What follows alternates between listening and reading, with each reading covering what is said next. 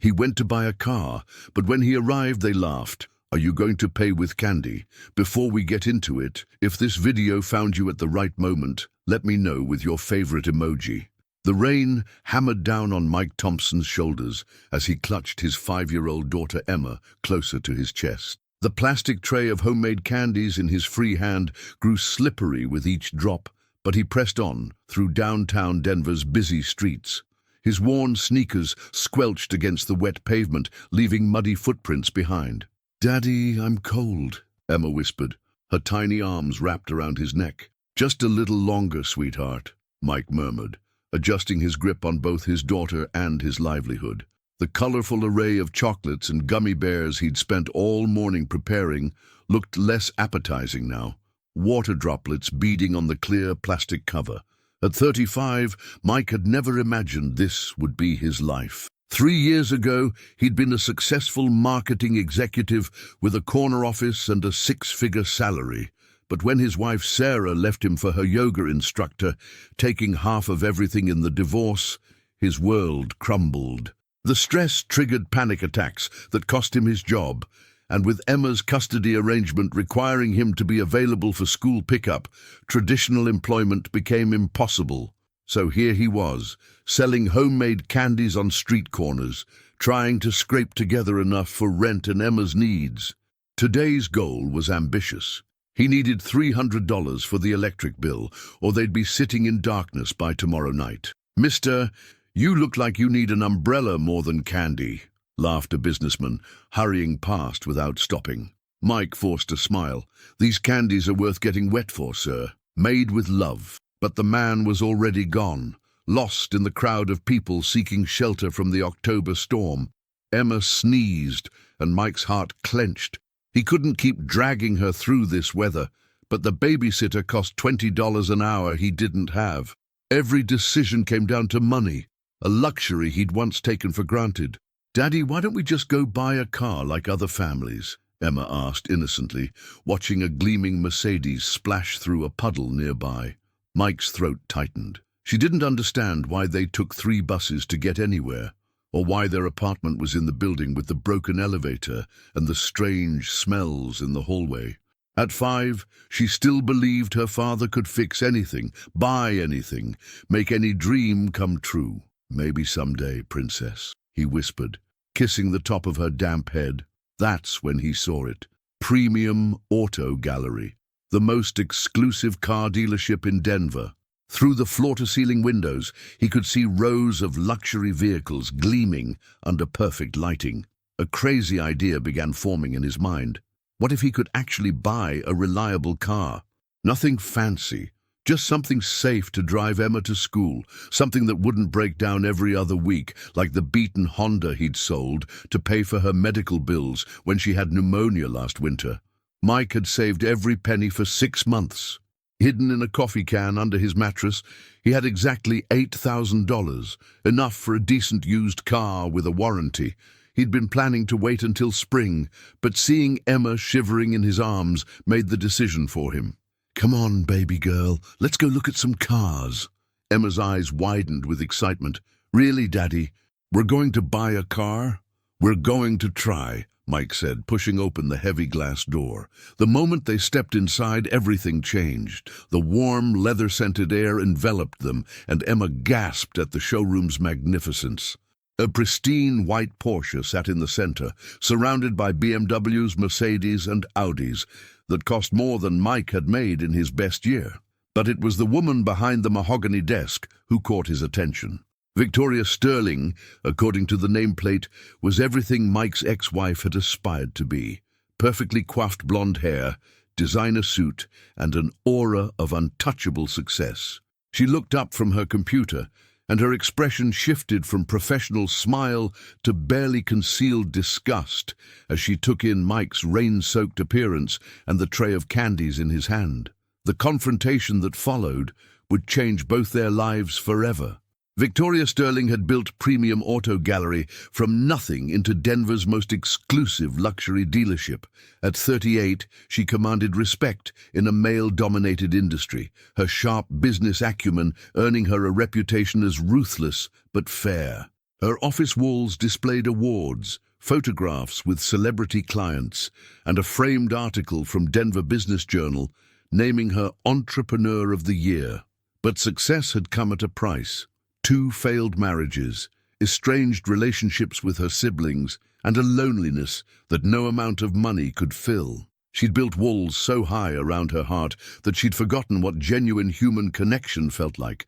Today had been particularly brutal. A difficult negotiation with a manufacturer, 3 demanding clients, and a board meeting where she'd had to justify every expenditure.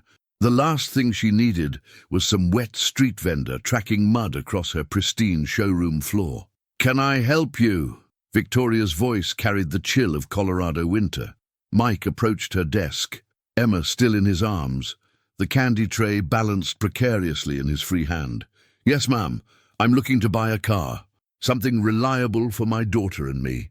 Victoria's gaze swept over him, the soaked clothing, the scuffed shoes, the homemade candies. A smirk played at the corners of her mouth. "And how exactly were you planning to pay? With those sweets?" The words hung in the air like a slap. Several other customers in the showroom turned to look, and Mike felt heat rise to his cheeks. Emma buried her face in his shoulder, sensing the tension. "I have cash," Mike said quietly, his dignity intact despite the humiliation burning in his chest. Victoria's laugh was cold, musical, and cutting. "Cash? Do you have any idea where you are? This isn't a used car lot on Colfax Avenue. Our least expensive vehicle starts at $60,000. Mike set Emma down gently and pulled a worn envelope from his jacket pocket. "I have $8,000. I know it's not much, but I was hoping we could work something out. Maybe a trade-in program or financing. 8,000. Victoria's voice rose with amusement. "Sir, that might cover the floor mats on one of these vehicles. I think you're in the wrong place." Emma tugged on Mike's wet jeans. "Daddy, why is the pretty lady being mean?" Victoria's expression faltered for just a moment, but she quickly regained her composure. "Security," she called out sharply. A uniformed guard appeared instantly, as if he'd been waiting for this exact scenario. "Ma'am, please escort these customers to the appropriate establishment.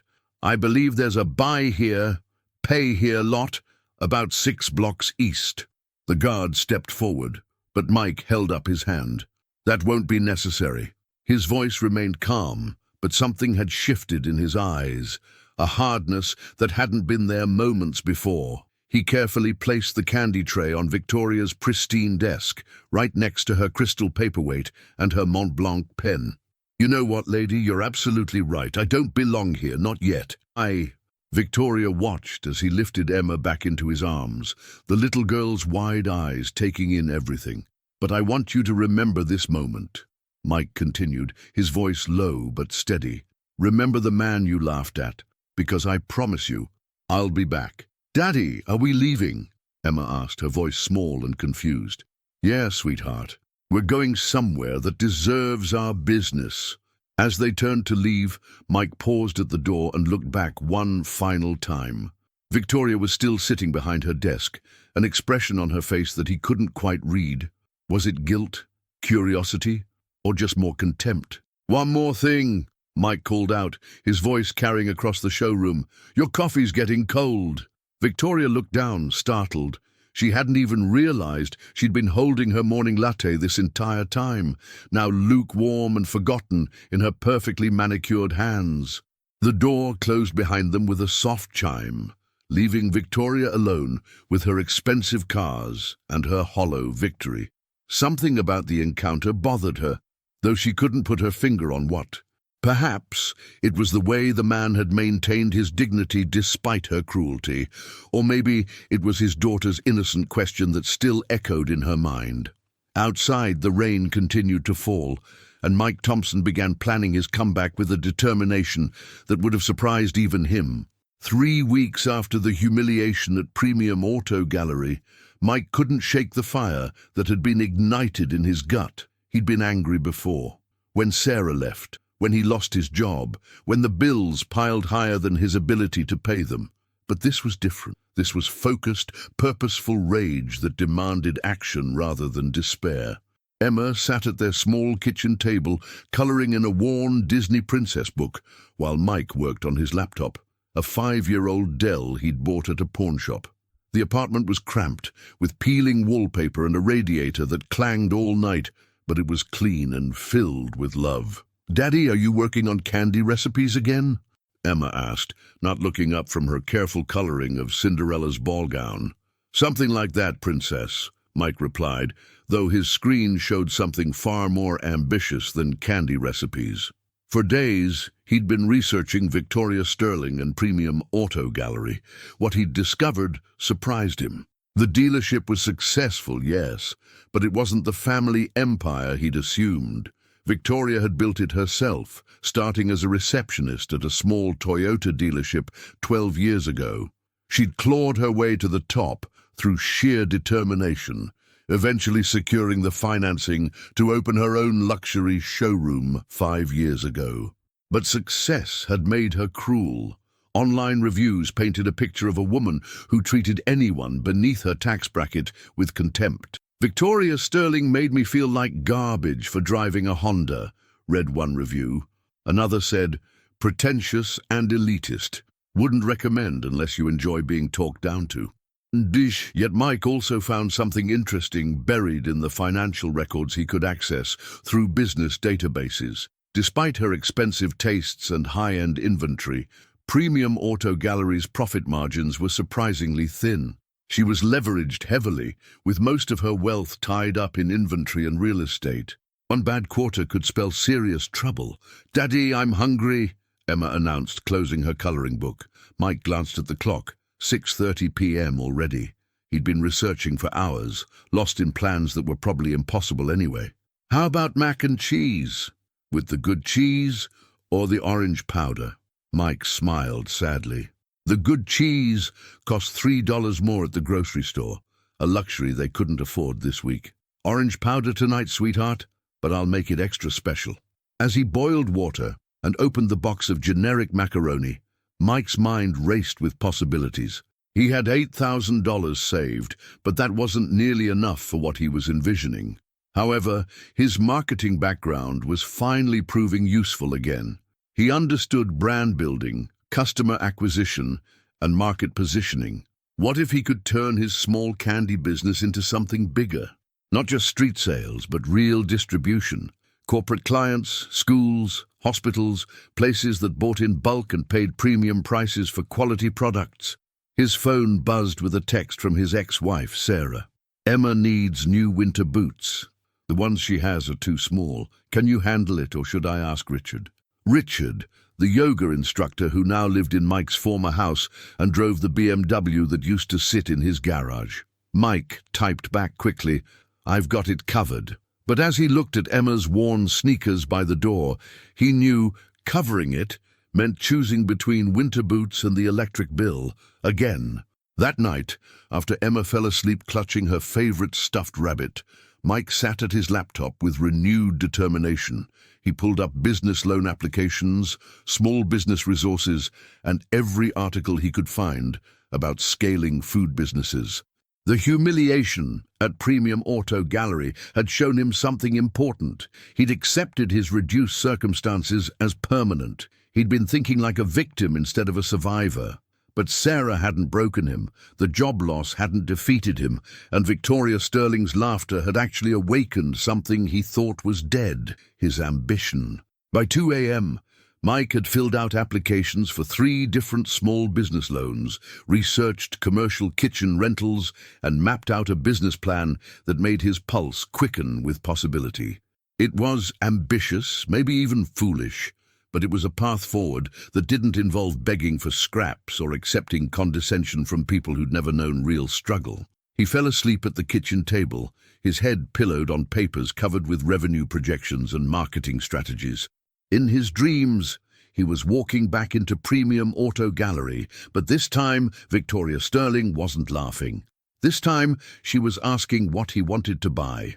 Victoria Sterling stood in her empty showroom at 11 p.m., reviewing sales reports that painted an increasingly troubling picture.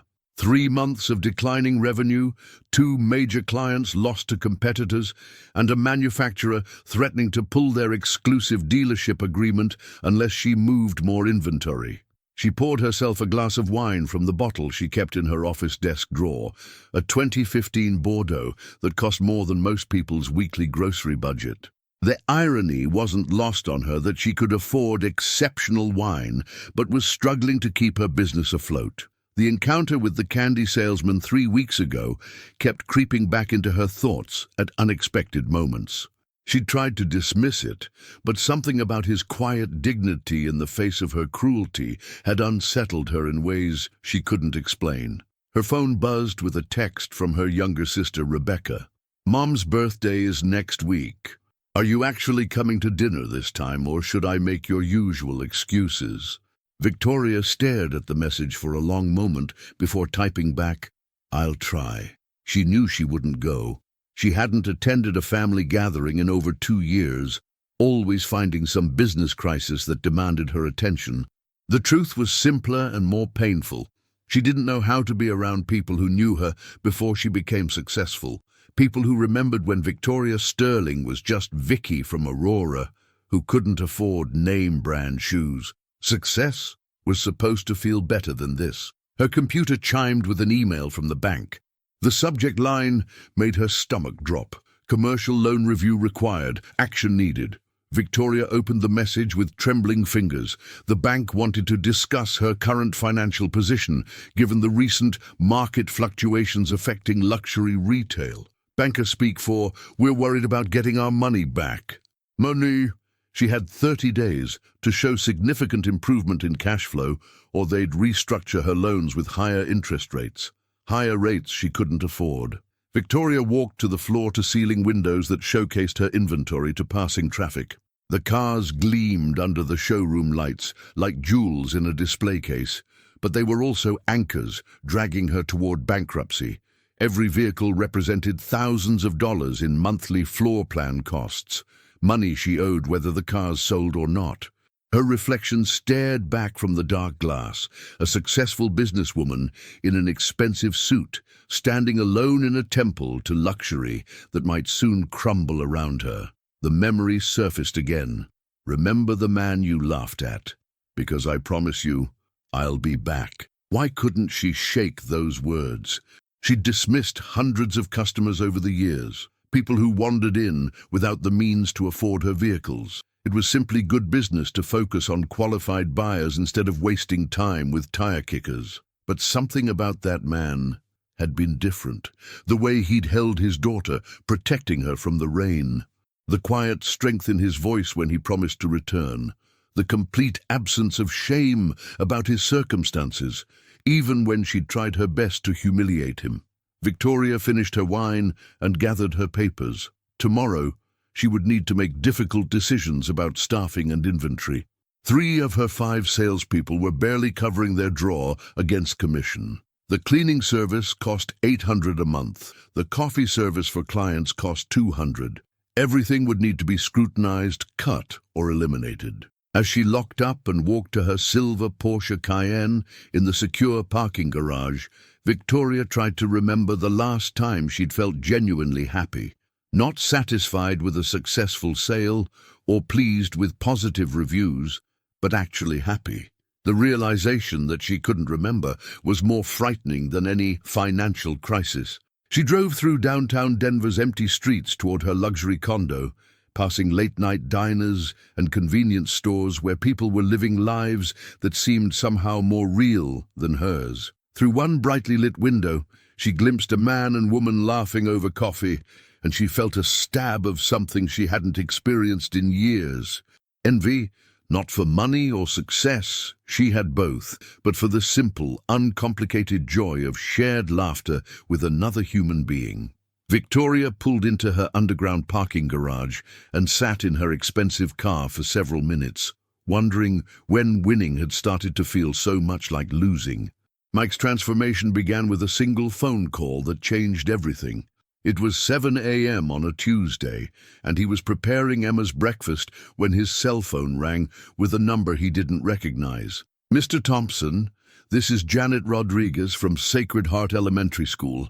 I understand you make homemade candies. Mike's heart skipped. Yes, ma'am. How can I help you? We're organizing a fundraiser for new playground equipment, and several parents mentioned your chocolates. Would you be interested in providing treats for our fall carnival?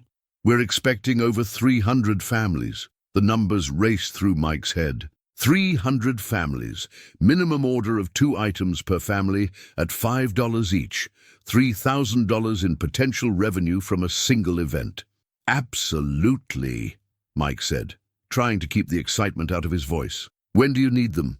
2 weeks from Saturday, but Mr. Thompson, we'd need a rather large quantity. Are you equipped to handle an order of that size? Mike looked around their small apartment kitchen with its basic appliances and limited counter space. Yes, ma'am. I'll make it work. After Emma left for school, Mike spent the morning researching commercial kitchen rentals. By afternoon, he'd secured space at a local community center for $60 a day. It wasn't glamorous, but it had industrial ovens, large mixing bowls, and enough workspace to fulfill the school order. More importantly, he'd spoken with the school's fundraising coordinator and learned something that made his pulse quicken with possibility. Sacred Heart was part of a network of 12 elementary schools in the district. If he impressed them with quality and reliability, word would spread. "Daddy, why are you smiling so much today?" Emma asked that evening as they shared a dinner of grilled cheese sandwiches and tomato soup. "Because good things are starting to happen, Princess. And you know what? I think we should celebrate with ice cream." Mike glanced at the $23 in his wallet. Enough for rent, but not much else. Ice cream was a luxury they couldn't afford, but sometimes celebration mattered more than perfect budgeting. "With ice cream," he agreed, and Emma's squeal of delight was worth every penny. Over the next 2 weeks, Mike worked 18-hour days preparing for the carnival. He perfected recipes for chocolate truffles, caramel apples, and gourmet fudge that looked professional despite being made in a rented kitchen. The community center became his second home, and Emma did her homework at one of the folding tables while he cooked. "Mr. Thompson, you're here early again," observed Maria, the community center's evening cleaning lady. She'd taken a liking to Mike and Emma, often sharing stories of her own struggles as a single mother. "Big order to fill," Mike replied, tempering chocolate at 5 a.m., while Emma slept on a makeshift bed of folded towels in the corner. "You know, mi nieto works for a catering company downtown. They're always looking for specialty dessert suppliers. Want me to ask him about you?" Mike's hands stilled over the chocolate. "That would be incredible, Maria. Thank you." The Sacred Heart Carnival was a revelation. Mike's booth drew lines of customers who raved about the quality of his products. Parents approached him for business cards, asked about custom orders for birthday parties, and inquired about wholesale pricing for their own businesses. But the real breakthrough came when he overheard 2 women in expensive athletic wear discussing his chocolates. "These are better than anything at Whole Foods," one said. "I know, and look at the presentation, so professional. We should ask if he does corporate events. Richard's company is always looking for unique catering options." Corporate events. Mike had been thinking small, birthday parties and school fundraisers. But corporate clients meant larger orders, higher prices, and steady repeat business. That night, after Emma was asleep and the carnival cleanup was complete, Mike sat in his car in the school parking lot and counted the day's earnings. $2,800. More money than he'd made in any single month since starting his candy business. For the first time in 3 years, he allowed himself to imagine a different future. Not just survival, but success. Not just paying bills, but building something meaningful. His phone buzzed with a text from an unknown number. "Hi, this is Amy Chen from the carnival. My husband owns several restaurants downtown. We'd like to discuss having you supply desserts for our establishments. Are you available to meet this week?" Mike stared at the message, reading it 3 times to make sure it was real. The man who'd been laughed at in Premium Auto Gallery just 6 weeks ago was being courted by restaurant owners. The transformation felt surreal, but it was undeniably happening. Tomorrow, he would start returning calls from potential clients. He would research commercial kitchen leasing and small business insurance. He would begin building something that Victoria Sterling would never be able to laugh at again. The meeting with Amy Chen and her husband David took place at their flagship restaurant, Celestial Garden, in downtown Denver's trendy Lodo district. Mike had never eaten at a restaurant where appetizers cost more than he usually spent on groceries for a week, but he wore his best shirt and tie and carried himself with the confidence of someone who belonged. "Your chocolates at the carnival were exceptional," Amy said over coffee that probably cost $8 a cup. "We've been searching for a local supplier who can match the quality of our imported desserts, but at a more reasonable price point." David nodded, pulling out his tablet to show Mike photos of their current dessert menu. "We operate 4 restaurants in the Denver metro area, plus we cater high-end corporate events.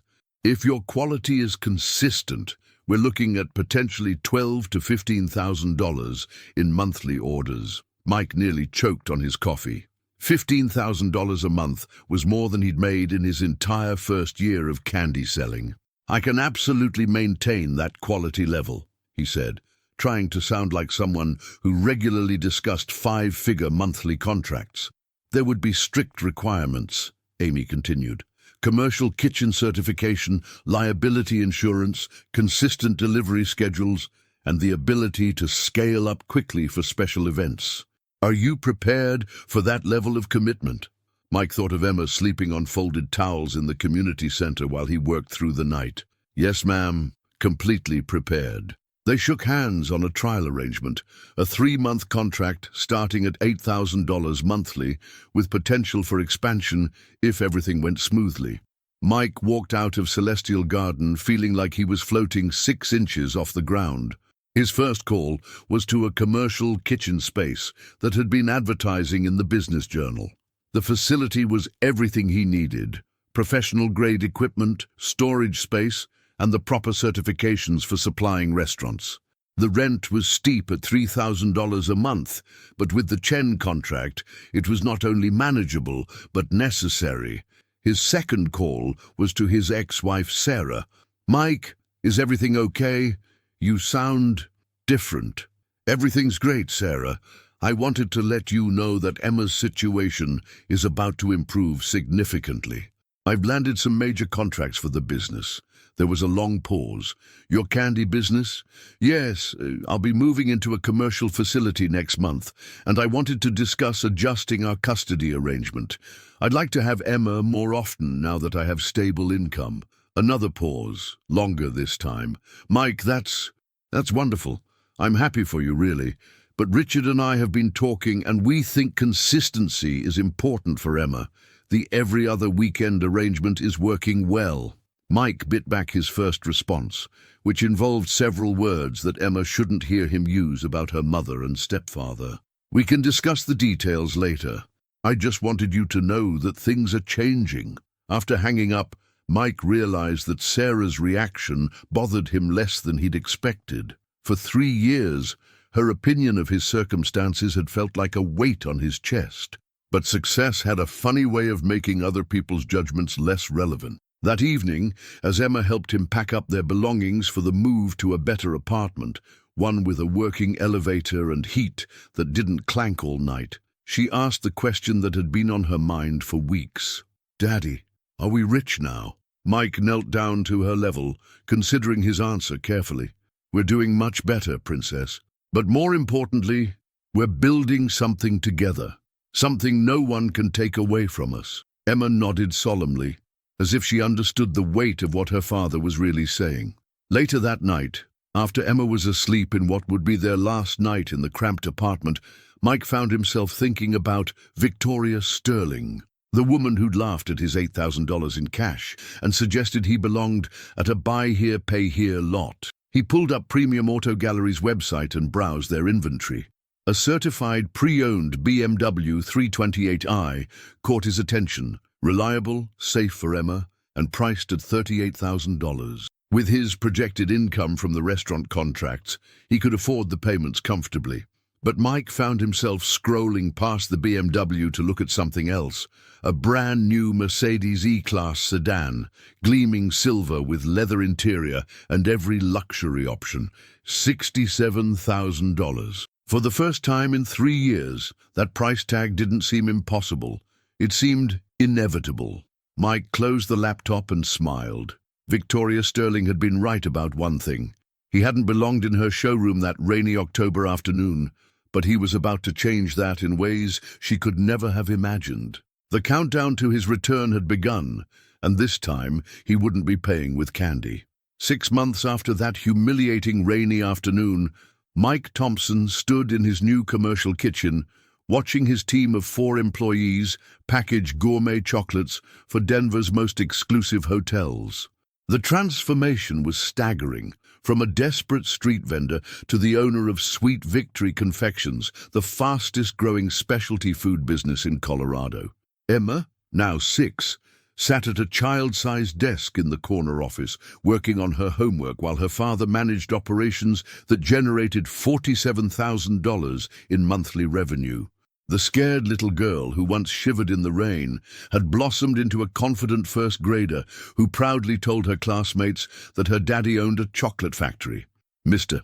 Thompson, the Ritz-Carlton order is ready for delivery," announced Jessica, his head confectioner and former pastry chef at a 5-star restaurant who joined him when word spread about his quality and fair wages.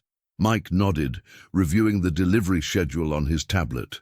5 hotels, 8 restaurants and 12 corporate clients now depended on Sweet Victory's products. His insurance was paid up, his commercial lease was secure for 3 years, and his business credit rating had skyrocketed from non-existent to excellent. But success hadn't dulled the memory of Victoria Sterling's cruel laughter. If anything, prosperity had sharpened his desire for vindication. "Daddy, can we look at cars this weekend?" Emma asked, appearing beside his desk with her completed math homework. "Tommy's mum said you can afford any car you want now." Mike smiled at his daughter's innocent faith in his abilities. "Maybe, princess. Let me finish a few things first."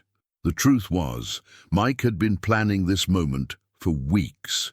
His accountant had reviewed the numbers. Sweet Victory was profitable enough to support significant personal expenses, including luxury vehicle payments that would have been impossible just months ago. More importantly, his business reputation had opened doors he'd never expected. The Denver Business Journal had featured him in their Entrepreneurs to Watch section.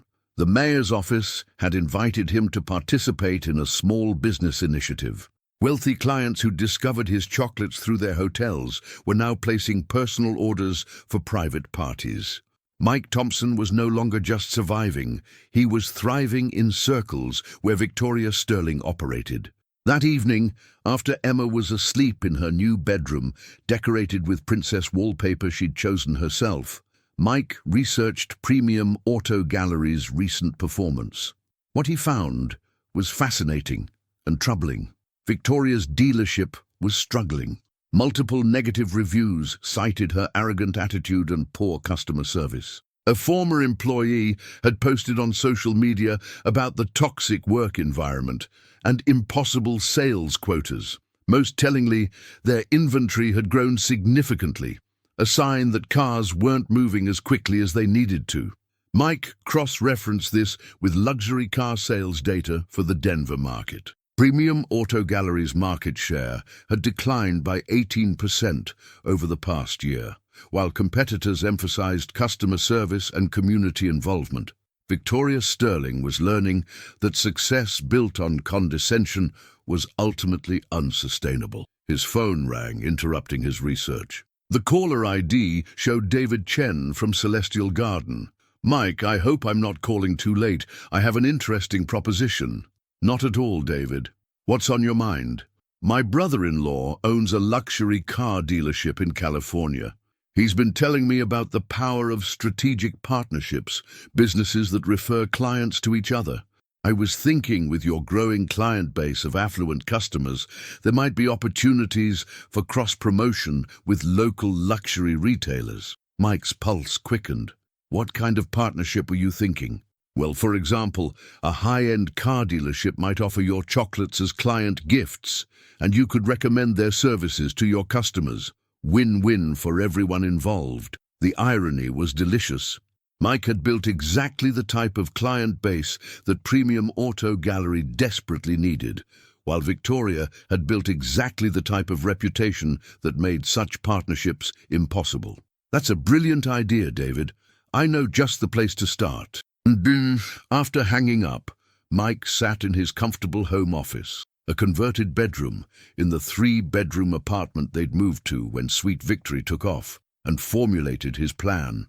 Tomorrow, he would visit Premium Auto Gallery as a prospective buyer with serious money and legitimate intent. But this time, he wouldn't be alone, and he wouldn't be wet from the rain.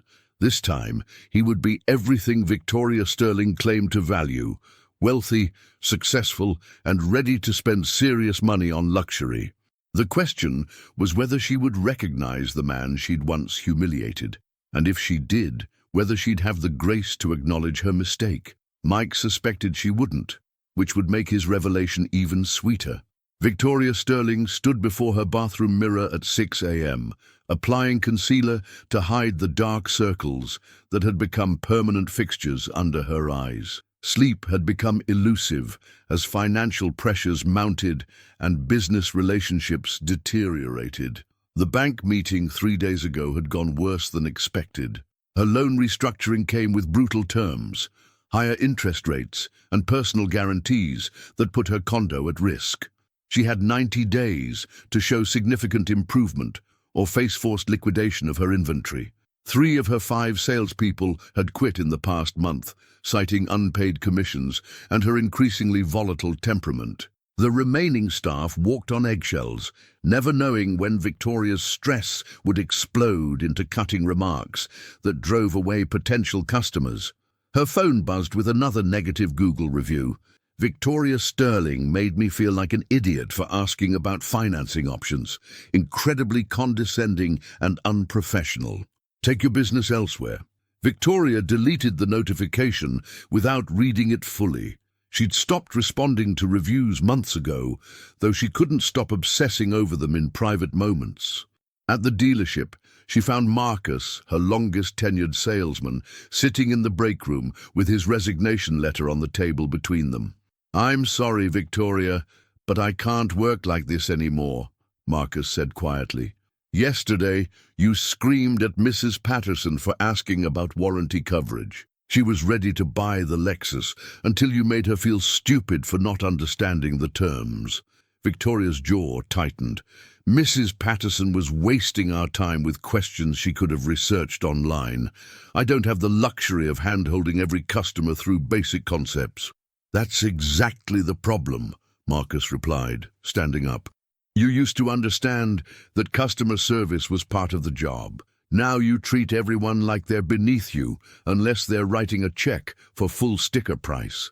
After Marcus left, Victoria walked through her showroom alone, her heels echoing in the vast space.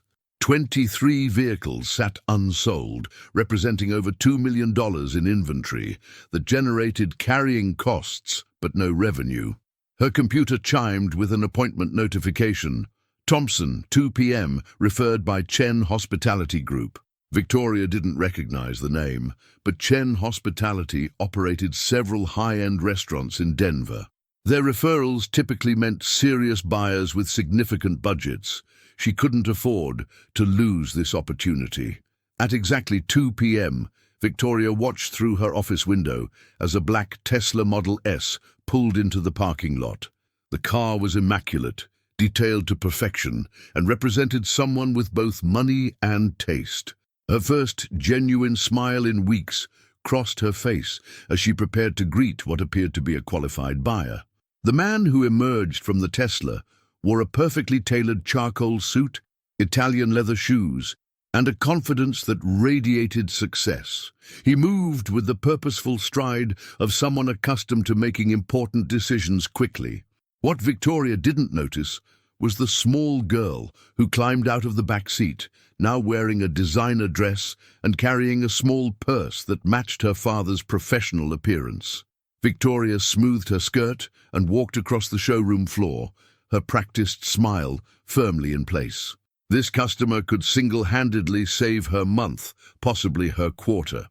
"Mr. Thompson, I'm Victoria Sterling, owner of Premium Auto Gallery. Welcome." Mike turned to face her, and for just a moment Victoria felt a flicker of recognition. Something about his eyes seemed familiar, but she couldn't place where they might have met. "Ms. Sterling, thank you for making time to see us. I understand you specialize in luxury vehicles for discerning clients."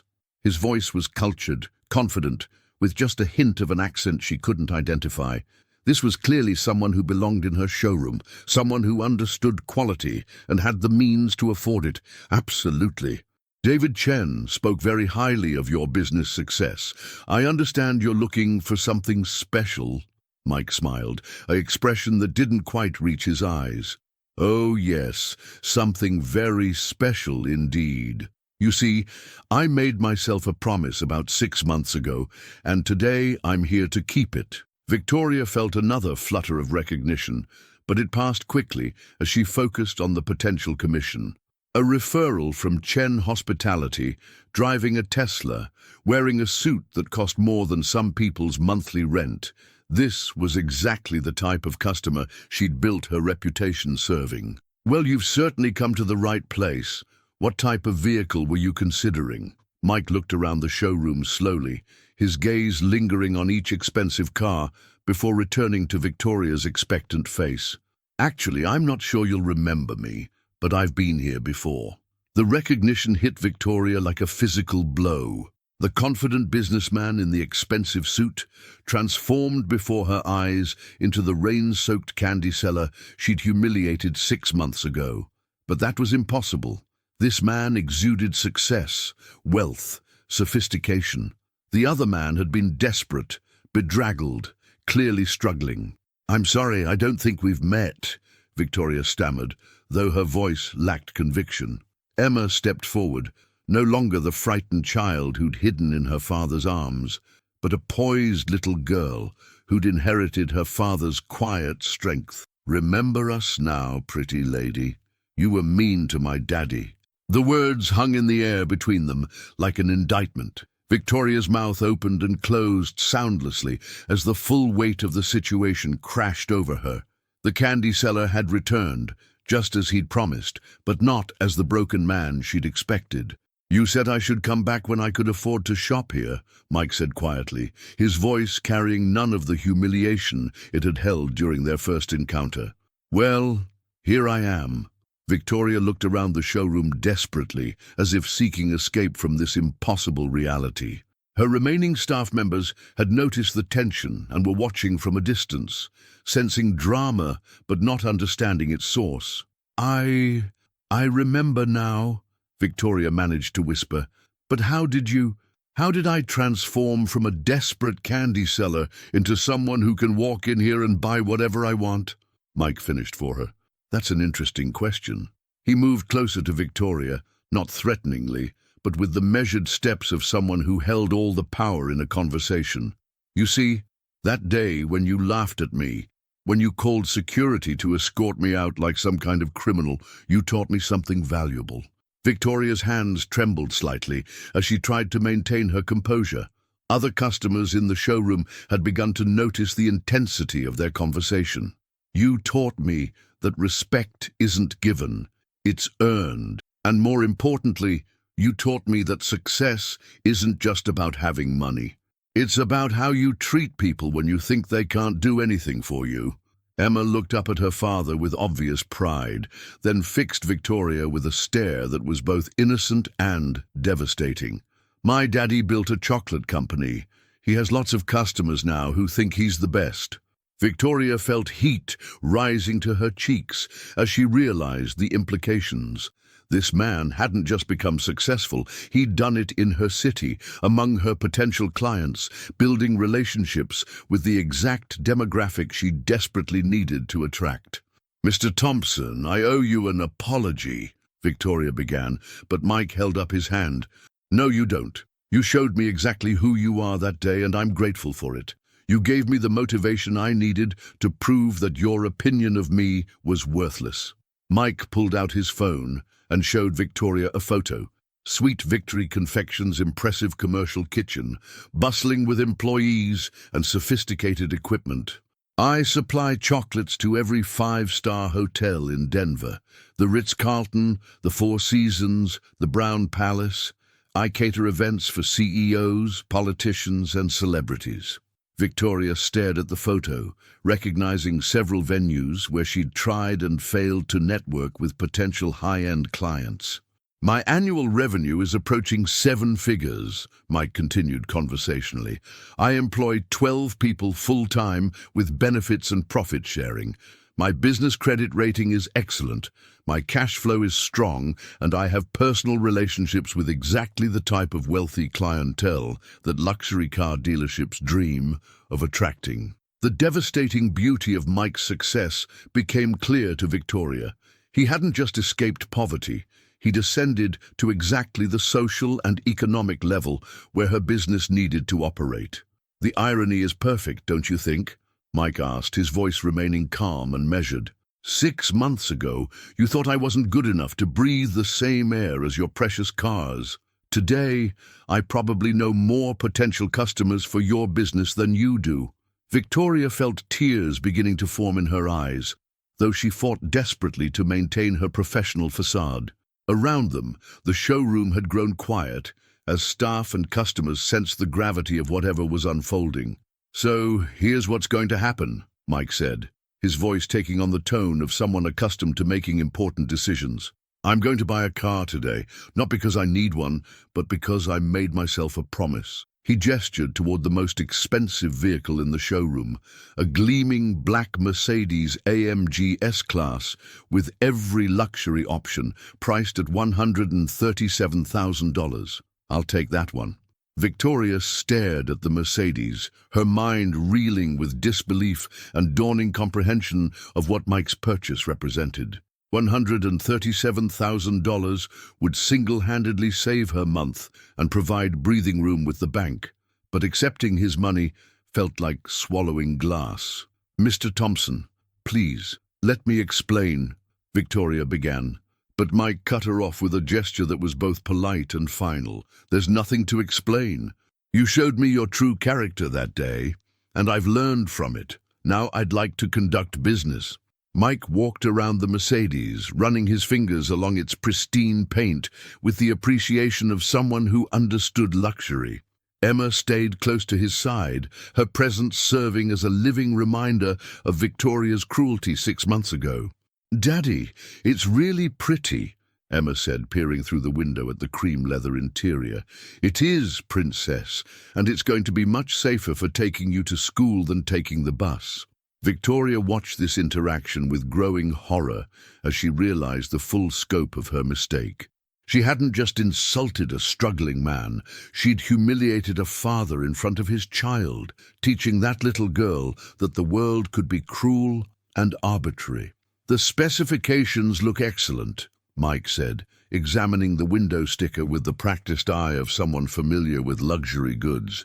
"Full leather interior, premium sound system, advanced safety features. Emma's safety is my top priority." Victoria found her voice, though it came out smaller than she intended.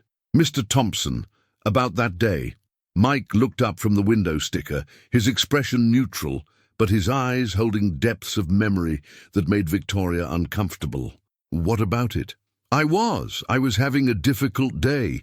The way I treated you wasn't representative of who I really am."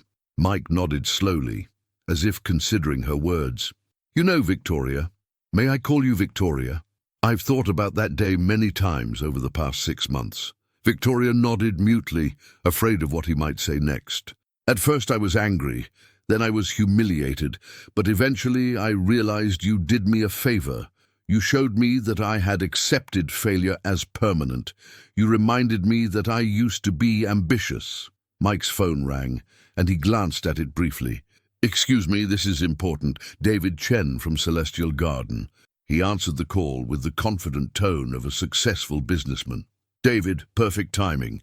I'm actually at a car dealership right now. Yes, Premium Auto Gallery. Really? That's interesting. Victoria watched Mike's expression change as he listened to whatever David was saying.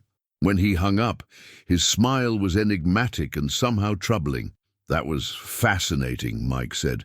David was calling to discuss our partnership expansion. Apparently, he's been researching local luxury retailers for cross-promotional opportunities.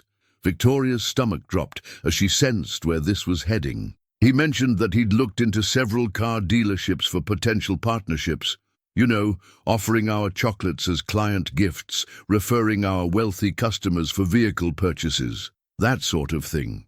Mike paused, letting the implications settle. Unfortunately, he said the reviews for this establishment were concerning.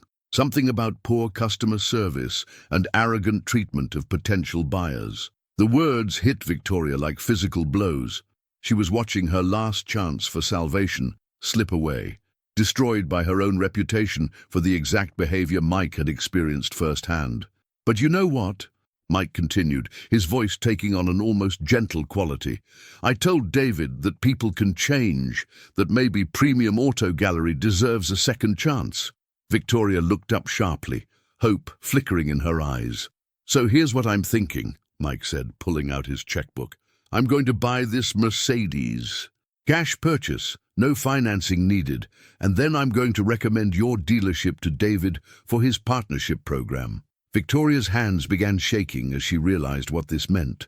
Not just the immediate sale, but the potential for ongoing referrals from Mike's network of wealthy clients. But, Mike continued, his voice becoming more serious, I have one condition. Victoria waited, afraid to breathe. I want you to remember this moment. Not just the sale, but what led to it. 6 months ago, you looked at a struggling father and decided he wasn't worth your time or respect. Today, that same man is offering to save your business. Mike leaned closer, his voice dropping to barely above a whisper. The next time someone walks into your showroom who doesn't look like they belong, I want you to remember that you have no idea what they might become. Victoria's hands trembled as she processed Mike's purchase. A check for $137,000, written in confident strokes that represented her financial salvation. But the money felt tainted with shame, every digit a reminder of her spectacular misjudgment. Emma, would you like to see your new car? Mike asked his daughter, who nodded enthusiastically. As Emma explored the Mercedes with childlike wonder, pressing buttons and examining every detail, Victoria found herself studying Mike with new eyes. His transformation was complete, from desperate candy seller to confident businessman, but something deeper had changed too. There was a quiet authority about him now, the self-assurance that came from building something meaningful from nothing. The paperwork should take about an hour, Victoria managed to say, her professional training kicking in despite her emotional turmoil. Perfect. That gives us time to discuss the partnership opportunity with Chen Hospitality. Mike settled into Victoria's office chair across from her desk, the same desk where she'd mocked his $8,000 in cash 6 months ago. The role reversal was complete and devastating. Sweet Victory Confections has relationships with over 200 high-net-worth clients, Mike explained, pulling out his tablet to show client demographics. CEOs, surgeons, attorneys, real estate developers, people who appreciate quality and have the income to afford luxury vehicles. Victoria reviewed the data with growing amazement. Mike's client base read like a who's who of Denver's elite, exactly the demographic her dealership desperately needed to attract. Many of these clients have asked me about business partnerships and referrals. I've been selective, only recommending businesses that align with our values of exceptional quality and outstanding customer service. The implication was clear. Premium Auto Gallery's reputation for arrogant customer service had excluded them from consideration until now. Mr. Thompson, Victoria began carefully, I want to be completely honest with you. My business is struggling. The way I treated you that day, it wasn't an isolated incident. I've been so focused on protecting what I thought was an exclusive brand that I forgot basic human decency." Mike nodded, his expression neither judgmental nor sympathetic, simply listening. "I've lost clients, employees, respect in the community. The bank is pressuring me about loan payments. Your purchase today literally saves me from potential bankruptcy." Victoria's voice cracked slightly as she continued. "I don't deserve your help, and I certainly don't deserve your business referrals. But I'm asking anyway, because I finally understand that success means nothing if it comes at the cost of your humanity." Emma had finished exploring the car and now stood in the office doorway, listening to the adult conversation with the serious attention children give to important moments. "The pretty lady seems sad, Daddy," Emma observed, with 6-year-old directness. Mike looked at his daughter, then at Victoria, who was struggling to maintain her composure. "Yes, she is sad, Princess. Sometimes grown-ups make mistakes that hurt other people, and then they feel bad about it." "Does that mean she's sorry?" Emma asked. Victoria looked at the little girl she'd inadvertently taught a harsh lesson about adult cruelty. "Yes, sweetheart, I'm very, very sorry. Very. I was mean to your daddy when I should have been nice." Emma considered this with the gravity of a judge weighing evidence. "Daddy says everyone deserves a second chance if they really mean it." Mike smiled at his daughter's wisdom, then turned back to Victoria. "The partnership opportunity is real, but it comes with conditions. I need to see genuine changes in how this business operates. No more condescension toward customers, no more assumptions based on appearance, and a commitment to treating every person who walks through that door with respect." Victoria nodded eagerly. "Absolutely, I want to change. I need to change." "Then we have a deal," Mike said, extending his hand across the desk. As they shook hands, Victoria felt something she hadn't experienced in months. Hope, not just for her business, but for the possibility of becoming the person she'd lost somewhere along the path to success. "There's one more thing," Mike added as they prepared to finalize the paperwork. "I'd like you to keep something as a reminder." He reached into his briefcase and pulled out a small wrapped chocolate, beautifully presented in Sweet Victory's signature gold foil. "This represents the business you laughed at 6 months ago. Every time you see it, remember that potential comes in unexpected packages." Victoria accepted the chocolate with hands that no longer trembled, understanding that she was receiving far more than candy. She was being given a chance at redemption. 3 months later, Victoria Sterling stood before a packed audience at the Denver Business Association's monthly networking breakfast, preparing to deliver a speech that would have been impossible to imagine a year ago. 6 months ago, I learned the most important lesson of my business career, she began, her voice steady and sincere. I learned it from a man I initially dismissed, humiliated, and tried to have escorted from my showroom. In the audience, Mike Thompson sat at a front table with Emma beside him, both dressed in their finest clothes. Emma wore a small badge that read, "Sweet Victory Princess," a title Mike's employees had given her when she became the company's unofficial mascot. "That man taught me that success without humanity is just expensive emptiness," Victoria continued. "He showed me that true strength isn't about protecting yourself from people you think are beneath you. It's about lifting others up, especially when they're struggling." The partnership between Premium Auto Gallery and Sweet Victory Confections had transformed both businesses. Mike's referrals had brought Victoria a steady stream of qualified buyers, while her reformed customer service approach had generated positive reviews and word-of-mouth recommendations. More importantly, their story had become legendary in Denver's business community, a tale of redemption that inspired other entrepreneurs to examine their own values. Today, Premium Auto Gallery is proud to announce our expansion into community outreach programs, Victoria announced.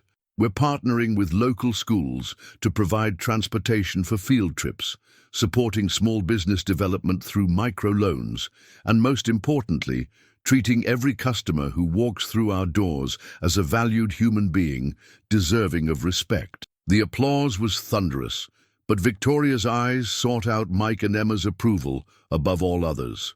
After the speech, as the networking event wound down, Victoria approached Mike's table. The relationship between them had evolved from antagonistic to professional to something approaching friendship, though both understood the foundation it was built upon. "How did I do?" Victoria asked, though she was looking at Emma when she asked it. "You were great," Emma declared with 6-year-old enthusiasm. "And you look much prettier when you smile nice instead of mean," Mike laughed, ruffling his daughter's hair. "She's right, you know. Kindness is a good look on you." Victoria had changed in the month since Mike's return. The sharp edges had softened, replaced by genuine warmth and interest in others. Her business was thriving, but more importantly, she was building real relationships instead of just transactions. "I have news," Victoria said, pulling out an envelope. "Remember Mrs. Patterson, the customer I screamed at about warranty coverage?" Mike nodded. Marcus had told him the story when he'd interviewed the former salesman for a position at Sweet Victory. She came back yesterday, bought the Lexus she'd originally wanted, but more than that, she told me she'd been watching our transformation through social media and community involvement. She said she wanted to support a business that had learned to value people over profit. Victoria opened the envelope to reveal a check for $68,000. Full purchase price, and she's referring 3 friends who are looking at luxury vehicles. Mike smiled, genuinely pleased with Victoria's success. "That's wonderful. You've earned it." "No," Victoria said quietly. "We've earned it. Your willingness to give me a second chance, to trust me with your referrals, to believe I could change. That's what made this possible." Emma tugged on Victoria's jacket. "Are you and Daddy friends now?" And Victoria knelt to Emma's level, remembering the scared little girl who'd witnessed her father's humiliation months ago. "I hope so, sweetheart. Your daddy taught me how to be a better person." "Good," Emma declared with finality, "because mean people make everyone sad." As they prepared to leave the networking event, Mike reflected on the journey that had brought them to this moment. The desperate candy seller who'd been laughed at in a luxury car showroom had not only achieved his dreams, but had transformed the very person who'd tried to crush them. "Mike," Victoria called as they reached the parking lot. "Thank you for everything." Mike paused beside his Mercedes, the car he'd bought not out of need, but as a symbol of possibility. "You don't need to thank me, Victoria. You changed yourself. I just gave you the opportunity." As they drove away, Emma in her booster seat behind him, Mike realized that his revenge had transformed into something far more valuable than satisfaction. It had become redemption, not just for himself, but for someone who had lost her way in the pursuit of success. The candy seller had indeed returned to Premium Auto Gallery, just as he'd promised, but instead of seeking vengeance, he'd offered grace. And in doing so, he discovered that the sweetest victory of all wasn't proving others wrong, it was helping them become right. The promise had been kept, the lesson learned, and 2 lives forever changed by the power of second chances and the courage to take them.